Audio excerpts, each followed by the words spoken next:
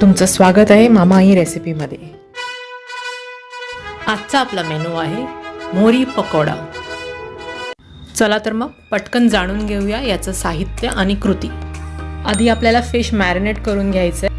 मी 2 medium साईजच्या मोहरी घेतल्यात, कट क्लीन केल्यात आणि जेवढं होईल तेवढं पाणी काढून घेतलं आहे, म्हणजे पाणी नसायला पाहिजे त्याच्यामध्ये। याच्यामध्ये आता आपण आधी मीठ घालून घेऊया।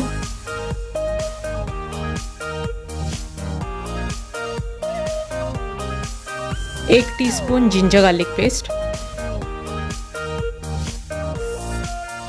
हाफ टेबलस्पून हळद घालून घेऊया।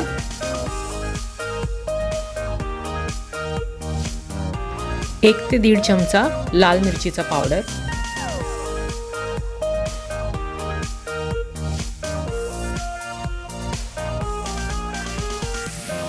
धण्याची पावडर अर्धा चमचा, 1 टेबलस्पून लिंबाचा रस, 5 ते 6 कढीपत्त्याची पानं घेतली आहेत। ही चिरून घ्यायची आहे, जेवढी बारीक चिरू शकतात तेवढी बारीक चिरून घ्या।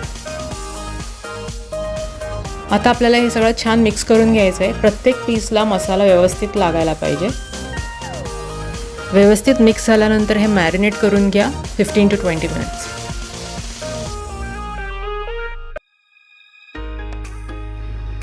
मोहरी फ्रायच्या आउटर कोटिंग करता आपण आता घेऊया।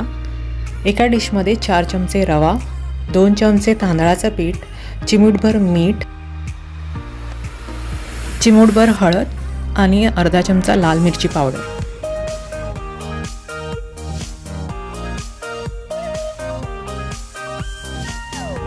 हे पीठ मिक्स करून घेऊया। 15 मिनिट झाले, आपला फिश मॅरिनेट होतोय आणि त्याच्याच बरोबर आपला आउटर कोटिंगचा रवा पण रेडी आहे। आता फिश पकोडा करायला घेऊया आपण। पॅनमध्ये तेल टाकून तेल गरम करून घेऊया।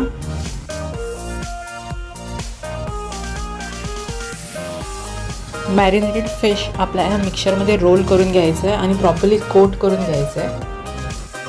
आज मी हे पकोडे शॅलो फ्राय करते आहे। तुम्हाला हे डीप फ्राय करायचं असेल तर आउटर कोटिंगच्या मिक्सरमध्ये बेसन आणि कॉर्नफ्लॉवर अर्धा चमचा ॲड करायचे। फिश पकोडा करण्याकरता मोहरी फिश हे सगळ्यात सुटेबल आहे, कारण त्याच्यामध्ये काटे नसतात बारीक, एकच मोठा काटा असतो आणि आपण पकोडा खाताना फुल पकोडा एन्जॉय करू शकतो।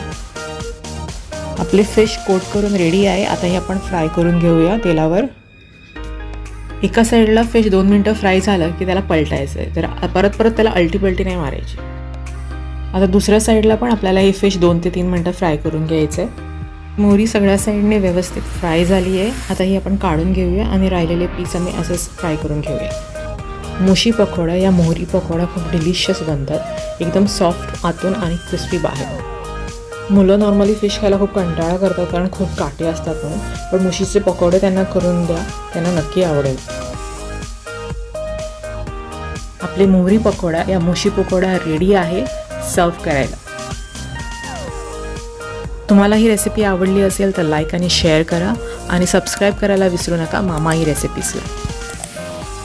चला तर मग परत भेटू अशाच एका रेसिपीमध्ये। तोपर्यंत स्टे होम, स्टे सेफ।